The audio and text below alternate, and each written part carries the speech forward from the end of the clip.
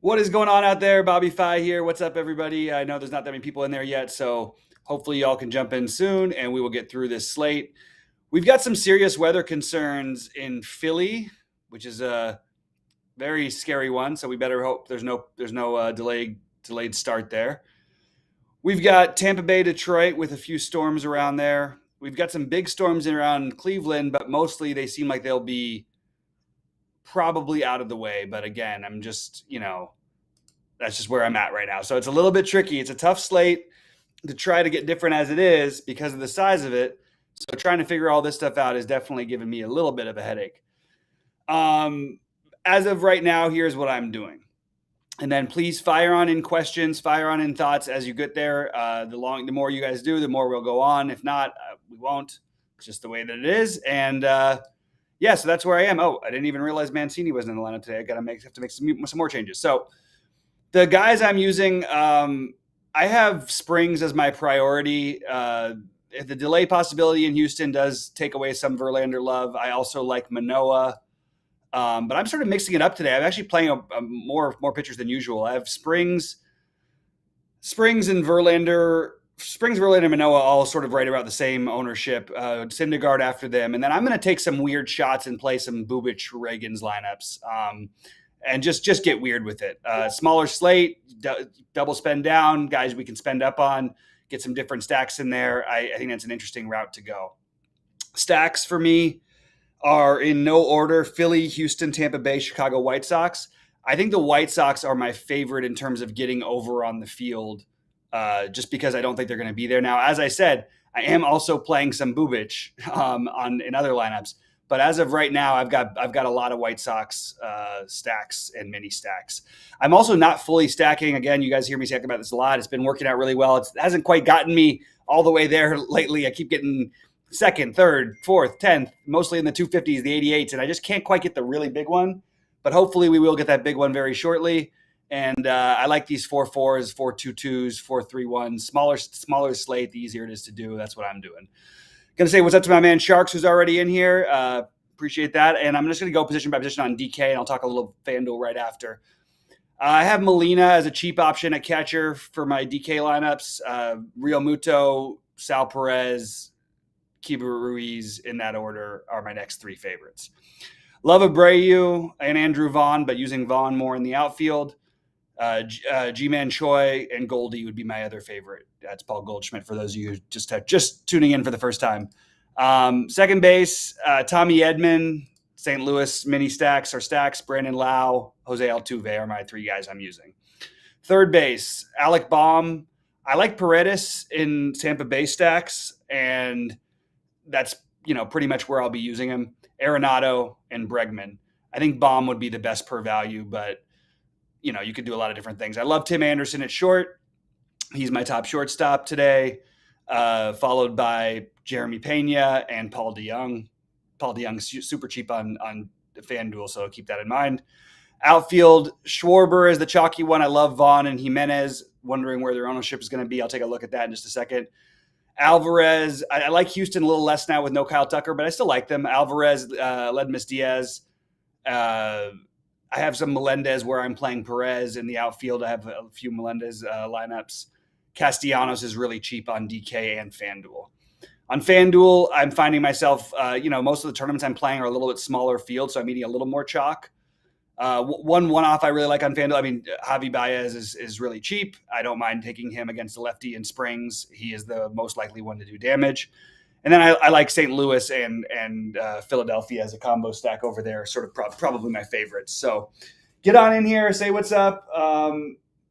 And sorry about that. Just had to deal with some practical stuff. And we will talk through if you guys have any questions. I still think Verlander is the most obvious option on FanDuel, but I have no problem if you want to play Springs instead. They're literally – I'm going to guess that they're going to be basically the same ownership. Let me just double check that actually, because I think maybe people might even go more Springs here. Still shocked by that Springs pop. I did post my bets of the day up today, and seems like they just don't think anybody's going to strike anybody out today. So everybody's strikeout rate numbers are low, and I get it. I get why. But there's no extreme umpires on the slate. As of right now, I guess Verlander will be more popular than Springs, but I think it'll go Verlander, Springs, Syndergaard on FanDuel. I'm not playing Quintana at the moment. Could be a mistake against this old team, not his last team, but his old team. I think there's upside for Quintana enough to play him. I just personally prefer Springs. And then I have the Syndergaard versus him discussion. And then I also, like I said, as much as I like the White Sox, I am going to be playing some Bubic in some lineups as well. And I just think the White Sox are just getting a little bit overlooked today. But I also think, I'm sorry, Bubic is against Boston, excuse me. And Boston, with the lineup they run out there, I actually think that it's a better lineup than I was expecting. But that's really just 1 through 4. Everybody else, I feel like, or I guess 1 through 5, depending on Jalen Davis is batting first, so 2 through 5. I feel like Bubic could be successful enough. He's actually been better than people think lately. And the guy who I'm worried about not having any of is Pivetta, so I'm probably going to make sure to add a little bit of Pivetta soon. Weather in St. Louis, there's weather on literally 5 games. So weather in St. Louis is one of the best weather. It's probably the best weather of any of the games that are questionable. So I wouldn't worry as much about the St. Louis one. A possible late start, I'm not going to worry about that. So, guys, with no questions or no anything, there's nothing for us to do. Okay, here we go. Do I think it's crazy to fade the Phillies? Absolutely not. Why would it be crazy to fade the Phillies? This is not like you're not automatically going to win the slate. I don't think there's anything wrong with fading the Phillies. There's nothing wrong with fading anybody ever in DFS. So I sometimes won't do it with certain teams, but I have no problem. I have plenty of lineups without Phillies in it, so no problem there. And please do ask questions and pop on in here, because otherwise we have to cut the show short. There's nothing really to talk about. It's not like basketball where we go back and forth on 500 different guys. This is what's happening. This is where we're at. We don't have anything else to talk about, so let's make use of our time. Tell me what you guys are doing. Tell me maybe some individual bats that you like. One that stands out to me, and one stack that I think you could get behind that I don't think people are going to be playing, is taking a shot with Atlanta. And it's just pretty rare you get Atlanta at low ownership. Also, Acuna is probably the best one-off on the board when you factor in ownership. For him to ever be 10% is probably a mistake when he's less than 6K, and he's only 5,100 right now. So, mini stacks on FanDuel. I'm just right now. I'm FanDuel. I'm just playing St. Louis and Philadelphia, so I'm not. I don't have any other mini stacks on FanDuel at the moment. I'm not playing that many lineups over there. Yeah, Goldie. I mean, you might want to differentiate a little bit. It does seem like look. It is obvious, like if you just looked at this and you played this slate out a million times, I think that Philadelphia wins the slate most often. And their prices are really hard to avoid. So I don't know. One thing you could do to be a little bit different, play Derek Hall at first base, play Brandon Marsh batting ninth. Those are your ways of getting different on the Philly stacks. Riley as a one-off is fine. I would try to do something it's just the Riley versus Acuna argument. Like, with Riley, you're just hoping he hits one out, and he does. He hits tons of home runs. Acuna, obviously, you have multiple routes with the stolen base upside. And even though Acuna has struggled this year, I still think overall in the long run, you're going to want to be playing guys like that. And even as he's struggled, he's about 1 fantasy point per game less than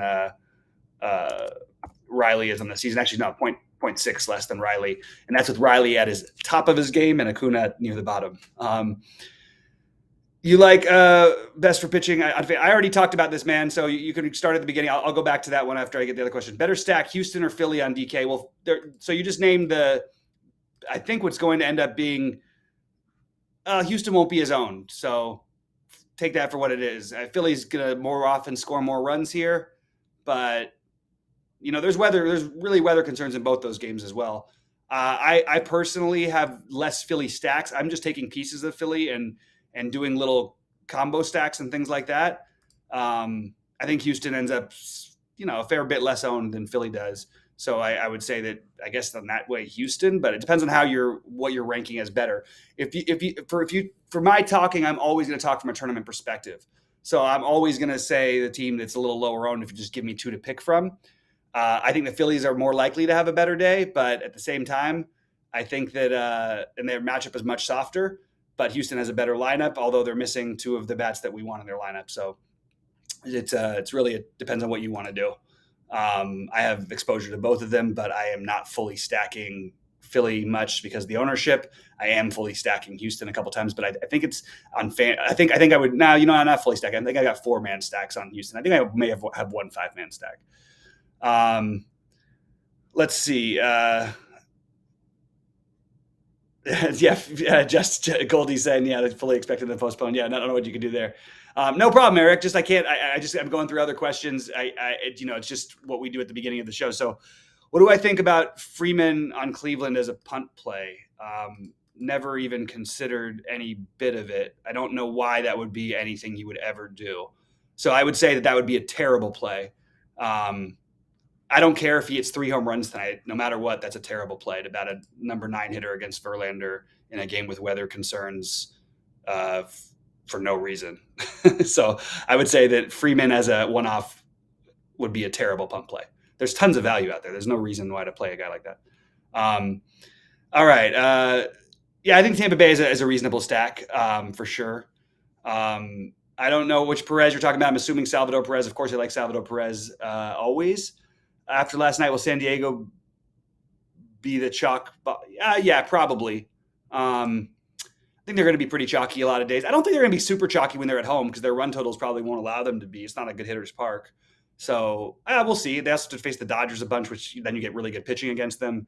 San Francisco with pretty good pitching as well. So it really depends on the matchup. I can't just make a statement about who's going to be. No, I mean, it's in general, as good and talented as they are, without Tatis, I think that the Dodgers are still a significantly better team. All right. Thoughts on Braves, Carrasco? I think it's a really good. So Eric, that's the one I can get the most behind.